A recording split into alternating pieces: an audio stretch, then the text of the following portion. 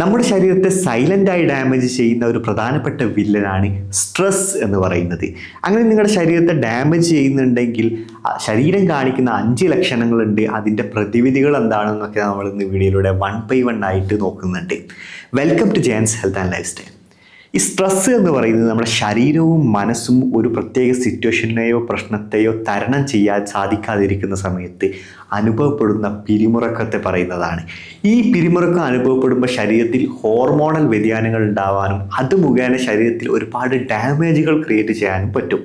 ഈ ഡാമേജുകൾ ഉണ്ടാകുമ്പോൾ ശരീരം പലതരത്തിലുള്ള ഈ സിംറ്റംസ് അല്ലെങ്കിൽ സൈനുകൾ ലക്ഷണങ്ങൾ കാണിച്ചു തുടങ്ങും. അപ്പോൾ അത് ഏതൊക്കെയാണ്, പ്രധാനപ്പെട്ട അത്തരത്തിലുള്ള ലക്ഷണങ്ങൾ ഏതൊക്കെയാണെന്ന് നമുക്ക് നോക്കാം. ഒന്നാമത്തെ ലക്ഷണമാണ് നമുക്ക് ഇടയ്ക്കിടയ്ക്ക് ക്ഷീണം അനുഭവപ്പെടുക, അല്ലെങ്കിൽ തുടർച്ചയായി ക്ഷീണം അനുഭവപ്പെടുക. ഉറങ്ങിക്കഴിഞ്ഞ് എണീറ്റാൽ പോലും ക്ഷീണം അനുഭവപ്പെടുക, എന്തെങ്കിലും ചെറിയ വർക്ക് ചെയ്താൽ പോലും ക്ഷീണം അനുഭവപ്പെടുക. ഇങ്ങനെ അനുഭവപ്പെടുന്ന ഒരാളാണ് നിങ്ങളെങ്കിൽ തീർച്ചയായും മനസ്സിലാക്കുക, സ്ട്രെസ് അതിന് പ്രധാനപ്പെട്ട ഒരു കാരണമാണ്. എന്തുകൊണ്ടാണെന്ന് വെച്ച് കഴിഞ്ഞാൽ, സ്ട്രെസ് ഉണ്ടാകുന്ന സമയത്ത് ഉൽപ്പാദിപ്പിക്കുന്ന കോർട്ടിസോൾ എന്ന ഹോർമോൺ ശരീരത്തെ ആക്റ്റീവായി നിലനിർത്തുകയും ശരീരത്തെ വിശ്രമാവസ്ഥയിലേക്ക് പോകാതിരിക്കാൻ അനുവദിക്കാതിരിക്കുകയും ചെയ്യും. ഒരുപാട് കാലത്ത് ഇതുപോലെ സംഭവിക്കുന്ന സമയത്ത് ശരീരം ക്ഷീണത്തിലേക്ക് പോകും. റീകവർ ചെയ്യാൻ വേണ്ടിയിട്ട് അതിന് വിശ്രമം തീർച്ചയായും ആവശ്യമാണ്. അപ്പോൾ ഈ വിശ്രമം കൊടുക്കാൻ വേണ്ടി നമുക്ക് ചെയ്യേണ്ടത് എന്താണെന്ന് വെച്ച് കഴിഞ്ഞാൽ, ഉറക്കത്തെ ഇമ്പ്രൂവ് ചെയ്യണം.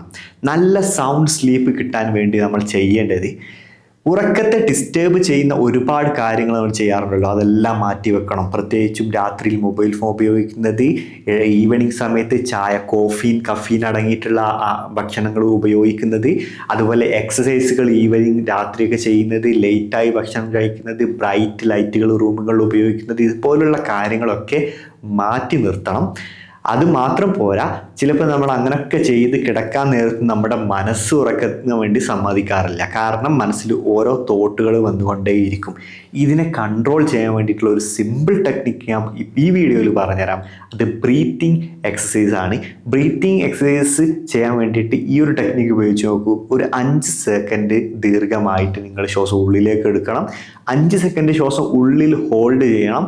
എന്നിട്ട് 5 സെക്കൻഡ് പുറത്ത് ശ്വാസം വിടാൻ വേണ്ടിയിട്ട് നിങ്ങൾ ട്രൈ ചെയ്യണം. ഈ ഒരു ടെക്നിക്ക് ഒരു 5 തവണ ചെയ്യുക. എന്നിട്ട് റിലാക്സ് ചെയ്യുക. 1 മിനിറ്റ് റിലാക്സ് ചെയ്തതിനു ശേഷം വീണ്ടും 5 തവണ ചെയ്യുക. ഒരു 10 റൗണ്ട് നിങ്ങൾ കംപ്ലീറ്റ് ആക്കുന്ന സമയത്ത് നിങ്ങളുടെ ശരീരവും മസിലൊക്കെ റിലാക്സ് ആവുന്നത് നിങ്ങൾക്ക് നോട്ടീസ് ചെയ്യാൻ പറ്റും. അതുപോലെ മനസ്സിലെ ഒരുപാട് തോട്ടുകൾ കൺട്രോൾ ആവുന്നതും നിങ്ങൾക്ക് നോട്ടീസ് ചെയ്യാൻ പറ്റും. ഈ ഒരു ടെക്നിക്ക് നിങ്ങൾക്ക് നല്ല ഉറക്കം കിട്ടാൻ വേണ്ടിയിട്ട് ഹെൽപ്പ് ചെയ്യുന്നതായിരിക്കും. ഇനി രണ്ടാമത്തെ ലക്ഷണം എന്താണെന്ന് വെച്ച് കഴിഞ്ഞാൽ, നമുക്ക് ഇടയ്ക്കിടയ്ക്ക് ശരീരവേദനയും തലവേദനയും വരിക എന്നുള്ളതാണ്. കാരണം സ്ട്രെസ് ഉണ്ടാകുന്ന സമയത്ത് നമ്മുടെ ശരീരത്തിലെ മാംസപേശികൾ ടൈറ്റ് ആവും. ഇങ്ങനെ ശരീരത്തിലെ മാംസപേശികൾ ടൈറ്റ് ആകുന്ന സമയത്ത് നമുക്ക് പലതരത്തിലുള്ള ശരീരവേദനകൾ വരാൻ തുടങ്ങും. കഴുത്ത് വേദന, നടുവേദന, തലവേദന പോലും വരാം. കാരണം കഴുത്തിലെ മാംസപേശികളൊക്കെ ടൈറ്റ് ആകുന്ന സമയത്ത് തലയിലേക്കുള്ള ബ്ലഡ് സർക്കുലേഷനൊക്കെ അത് അഫക്റ്റ് ചെയ്യുന്നതായിരിക്കും. അപ്പോൾ ഇങ്ങനെ ശരീരവേദനകൾ വരുന്നുണ്ടെങ്കിൽ, തുടർച്ചയായി വരുന്നുണ്ടെങ്കിൽ, സ്ട്രെസ് അതിൻ്റെ ഒരു വില്ലനാണ്. ഇതിൻ്റെ പരിഹാരം എന്താണെന്ന് വെച്ച് കഴിഞ്ഞാൽ, നല്ല രീതിയിൽ ശരീരത്തിലേക്ക് വെള്ളം എത്തുന്നുണ്ടെന്ന് ഉറപ്പ് വരുത്തുക.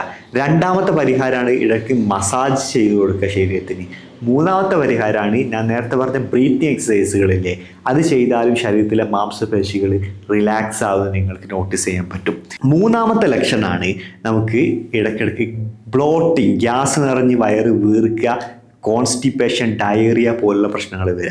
നിങ്ങൾക്കറിയാം, നമ്മുടെ തലച്ചോറും ഗട്ടും കണക്റ്റഡ് ആണ്. ഗട്ട് ബ്രെയിൻ ആക്സിസ് എന്ന് വെച്ച് കഴിഞ്ഞാൽ തലച്ചോറിലെ നാഡികളും കുടലിലെ നാഡികളും ബന്ധപ്പെട്ട് കിടക്കുകയാണ്. തലച്ചോറിൽ, അതായത് മനസ്സിന് എന്തെങ്കിലും ഡിസ്റ്റർബൻസ് ഉണ്ടായിക്കഴിഞ്ഞാൽ അത് കുടലിലും ഡിസ്റ്റർബൻസ് ഉണ്ടാക്കാൻ കാരണം അതാണ്.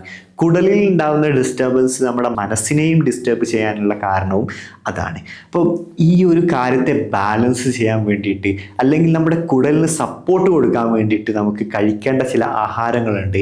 ആ ആഹാരങ്ങളാണ് ഈ പ്രോബയോട്ടിക്, നല്ല ബാക്ടീരിയകൾ അടങ്ങിയിട്ടുള്ള ആഹാരങ്ങൾ. പ്രത്യേകിച്ചും പുളിപ്പിച്ചിട്ടുള്ള പച്ചക്കറികളായിട്ടുള്ള പുളിപ്പിച്ച ക്യാരറ്റ്, ക്യാബേജ്, ബീട്രൂട്ട് പോലുള്ള ആഹാരങ്ങൾ കഴിക്കാം. അതുപോലെ തന്നെ ഈ കർഡ്, യോഗട്ട് പോലുള്ള ആഹാരത്തിലൊക്കെ നല്ല പ്രോബയോട്ടിക്കുകൾ അടങ്ങിയിട്ടുണ്ട്. അതുപോലെ കൂടെ പ്രീബയോട്ടിക് കിട്ടാൻ വേണ്ടിയിട്ട് വഴുവഴുപ്പുള്ള ആഹാരങ്ങൾ, പ്രത്യേകിച്ചും നമ്മുടെ വെണ്ടക്ക കഴിക്കാൻ പറ്റും. അതുപോലെ കസ്കസ്, ചിയാ സീഡ് പോലുള്ള ഈ സീഡുകളൊക്കെ ഇടയ്ക്കിടയ്ക്ക് ആഹാരത്തിൻ്റെ ഭാഗമായിട്ട് ഉൾപ്പെടുത്താൻ നോക്കുക. അപ്പോൾ ഇത് നമ്മുടെ ഗട്ടിനൊരു സപ്പോർട്ടായി വർക്ക് ചെയ്യും. അതിനുപരിയായിട്ട് ഗട്ടിനെ പെർമനൻ്റായിട്ട് നമുക്ക് ബാലൻസ് ചെയ്യണമെന്നുണ്ടെങ്കിൽ സ്ട്രെസ്സിനെ തന്നെ കൺട്രോൾ ചെയ്യണം. അതിനുവേണ്ടി നേരത്തെ ഞാൻ പറഞ്ഞിട്ടുള്ള ബ്രീത്തിങ് ടെക്നിക്കുകളും അതുപോലെ നല്ല രീതിയിൽ വെള്ളം കുടിക്കുന്നതും നല്ല രീതിയിൽ ഉറക്കം വരുന്നുണ്ടെന്ന് ഉറപ്പ് വരുന്നതൊക്കെ ഹെൽപ്പ് ചെയ്യുന്നതായിരിക്കും. നാലാമത്തെ ഒരു പ്രശ്നമാണ് ആളുകൾക്ക് ഓർമ്മശക്തി കുറയുക, ഒരു കാര്യത്തിലേക്ക് ഫോക്കസ് ചെയ്യാൻ പറ്റാതിരിക്കുക. കാരണം എന്താണെന്ന് വെച്ച് കഴിഞ്ഞാൽ സ്ട്രെസ് ഉണ്ടാകുമ്പോൾ ഉൽപ്പാദിപ്പിക്കുന്ന കോർട്ടിസോൾ എന്ന ഹോർമോൺ തന്നെയാണ് ഇതിൻ്റെ പ്രധാനപ്പെട്ട വില്ലൻ. ഈ ഒരു ഹോർമോൺ ശരീരത്തിൽ ഒരുപാട് കാലത്തേക്ക് അളവിൽ കൂടുതലായിട്ട് നിൽക്കുകയാണെങ്കിൽ അത് നമ്മുടെ തലച്ചോറിലെ ലേണിങ്ങിനും മെമ്മറിക്കൊക്കെ സഹായിക്കുന്ന ഹിപ്പോകാമ്പസ് എന്ന പാർട്ടിനെ അത് അവതാളത്തിലാക്കും. അങ്ങനെ നമ്മുടെ തലച്ചോറിൻ്റെ ബ്രെയിൻ ഇൻ്റലക്ച്വൽ എബിലിറ്റി അത് ബാധിക്കും. നമുക്ക് ലേണിങ്ങിൽ അത് പ്രശ്നങ്ങൾ ഉണ്ടാകും. പ്രത്യേകിച്ച് പഠിക്കുന്ന വിദ്യാർത്ഥികളൊക്കെ ആണെങ്കിൽ അവരുടെ പെർഫോമൻസിനൊക്കെ അത് വളരെയധികം ബാധിക്കും. ഈ ഒരു പ്രശ്നം പരിഹരിക്കാൻ വേണ്ടിയിട്ട് നമ്മൾ മെയിനായിട്ട് ഫോക്കസ് ചെയ്യേണ്ടത് മൈൻഡ്ഫുൾനെസ് ടെക്നിക്കിലേക്കാണ്. മൈൻഡ്ഫുൾനെസ് ടെക്നിക്ക് എന്താണെന്ന് വെച്ച് കഴിഞ്ഞാൽ നമുക്ക് ചുറ്റും നടക്കുന്ന കാര്യങ്ങളിലേക്ക് അവയർനെസ് കൊണ്ടുവരിക എന്നുള്ളതാണ്. അത് ഒരു ദിവസം നമുക്ക് എപ്പോഴും നേടിയെടുക്കാൻ പറ്റുന്നതല്ല. വളരെ പതിയെ നമ്മളൊക്കെ എന്ത് ചെയ്യണം, ചെറിയ ചെറിയ കാര്യങ്ങൾ തുടങ്ങണം. ഒരു ഉദാഹരണത്തിന് നിങ്ങൾ നടന്നു പോവുകയാണെങ്കിൽ നിങ്ങൾ നടക്കുന്ന ഓരോ സ്റ്റെപ്പുകളും നിങ്ങൾ നോട്ടീസ് ചെയ്യുക, അല്ലെങ്കിൽ നിങ്ങളുടെ ചുറ്റും നിങ്ങൾ കേൾക്കുന്ന ശബ്ദങ്ങൾ നോട്ടീസ് ചെയ്യുക, ചുറ്റും കാണുന്ന ഓരോ വസ്തുക്കളും നിങ്ങൾ നോട്ടീസ് ചെയ്യാൻ വേണ്ടി നോക്കുക. അങ്ങനെ ചെറിയ ചെറിയ രീതിയിൽ നിങ്ങൾ എല്ലാ കാര്യങ്ങളും അറ്റൻഷൻ കൊടുത്ത് നിങ്ങളുടെ ആ ഒരു എബിലിറ്റിയെ ഡെവലപ്പ് ചെയ്ത് കൊണ്ടുവരുമ്പോൾ നിങ്ങൾക്ക് നോട്ടീസ് ചെയ്യാൻ പറ്റും. നിങ്ങൾക്ക് ഒരുപാട് കാര്യങ്ങൾ ലേൺ ചെയ്യുന്നതിന് വളരെ എളുപ്പമായി തോന്നുന്നതും പ്രത്യേകിച്ച് നല്ല ഫോക്കസ് ലഭിക്കുന്നതും നല്ല ഓർമ്മശക്തി ലഭിക്കുന്നതൊക്കെ നിങ്ങൾക്ക് നോട്ടീസ് ചെയ്യാൻ പറ്റും. അതുപോലെ തന്നെ വെള്ളം നല്ല രീതിയിൽ കുടിക്കുന്നതും ഞാൻ നേരത്തെ പറഞ്ഞ പോലെ ബ്രീത്തിങ് എക്സസൈസ് ചെയ്യുന്നതും ഒക്കെ നമ്മുടെ മൈൻഡ്ഫുൾനെസ് ഇമ്പ്രൂവ് ചെയ്യാൻ ഹെൽപ്പ് ചെയ്യുന്ന കാര്യം തന്നെയാണ്. ഇനി അഞ്ചാമത്തെ ഒരു ലക്ഷണമാണ് ഇടയ്ക്കിടയ്ക്ക് വരുന്ന അസുഖങ്ങൾ, പനി, ജലദോഷം പോലുള്ള പ്രശ്നങ്ങൾ ഇടയ്ക്കിടയ്ക്ക് വരുന്ന ആളുകളാണെങ്കിൽ അതിനർത്ഥം സ്ട്രെസ് നമ്മുടെ ഇമ്മ്യൂൺ സിസ്റ്റത്തെ ബാധിക്കാൻ തുടങ്ങി എന്നുള്ളതാണ്. അപ്പോൾ ഇമ്മ്യൂൺ സിസ്റ്റത്തിനെ സ്ട്രെങ്ത് ചെയ്യാൻ വേണ്ടിയിട്ട് നമുക്ക് ചില ആഹാരത്തിൽ ചില മാറ്റങ്ങൾ വരുത്താൻ പറ്റും. വൈറ്റമിൻസ് റിച്ച് ആയിട്ടുള്ള പേരക്ക, ഓറഞ്ച്, നെല്ലിക്ക പോലുള്ള ഭക്ഷണങ്ങൾ കഴിക്കാൻ നോക്കാം. അതുപോലെ വൈറ്റമിൻ ഡി ശരീരത്തിൽ ഉറപ്പ് വരുത്താൻ വേണ്ടിയിട്ട് വെയിൽ കൊള്ളാൻ നോക്കുക, ഒരു 10 മിനിറ്റെങ്കിലും.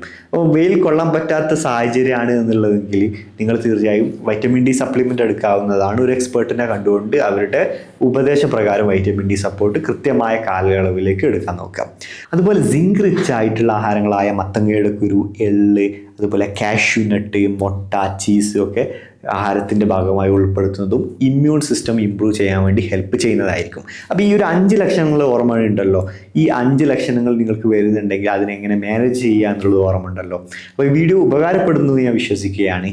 നമ്മുടെ ഈ ഒരു ചാനലിൽ മെൻ്റൽ ഹെൽത്ത് നമ്മുടെ എങ്ങനെ ശരീരത്തിൻ്റെ ഹെൽത്തിനെ ഇൻഫ്ലുവൻസ് ആവുന്നതെന്നും അതിൻ്റെ പരിഹാരങ്ങൾ എന്താണെന്നൊക്കെ നമ്മൾ ഫോക്കസ് ചെയ്യാറുണ്ട്. അതുപോലെ തന്നെ ഗട്ട് ഹെൽത്തിനെ മെയിൻറ്റെയിൻ ചെയ്തുകൊണ്ട് എങ്ങനെ നമ്മുടെ ശരീരത്തിൻ്റെ ഹെൽത്ത് എങ്ങനെ ഇമ്പ്രൂവ് ചെയ്യാമെന്നൊക്കെയാണ് നമ്മൾ വീഡിയോയിലൂടെ കൂടുതലായി ഫോക്കസ് ചെയ്തിട്ടുള്ളത്.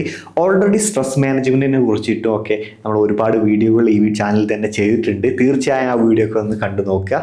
ഈ വീഡിയോ ഇഷ്ടപ്പെട്ടിട്ടുണ്ടെങ്കിൽ ലൈക്ക് ചെയ്യുകയും നിങ്ങളുടെ അഭിപ്രായങ്ങൾ അറിയിക്കുകയും ചെയ്യുക. വേണ്ടപ്പെട്ട ആളുകളിലേക്ക് ഈ വീഡിയോ എത്തിച്ചു കൊടുക്കാനും മറക്കരുത്. നല്ലൊരു കണ്ടന്റുമായി വീണ്ടും വരാം. അതുവരേക്കും ഗുഡ് ബൈ.